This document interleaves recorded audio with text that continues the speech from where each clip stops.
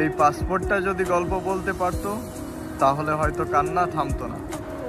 তারপর একদিন পাসপোর্ট হাতে নিয়ে বাড়ি থেকে বের হলাম, আর কোনোদিন ফিরে যাওয়া হলো না। পাসপোর্ট নামক বইটা শুধু একটা পরিচয়পত্র না, এটা বদলে দিয়েছে পুরো জীবনটাই। কেড়ে নিয়েছে সেই রাজকীয় ভোরের ঘুম, বিকেলের হাসি মাখা খেলা, আর সন্ধ্যার আড্ডা ভরা সময়গুলো। শিখিয়েছে বাস্তবতা কতটা নির্মম, টাকা ছাড়া এই পৃথিবী কতটা কঠিন। শিখিয়েছে কিভাবে 15-16 ঘন্টা কাজের পরে ক্লান্ত শরীরে রান্না করতে হয়।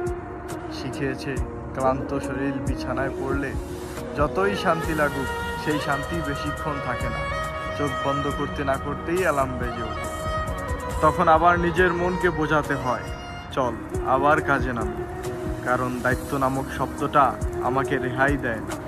পুরুষ মানেই দায়িত্ব নিতে হয়, নিতেই হয়, এড়িয়ে যাওয়ার উপায় নাই।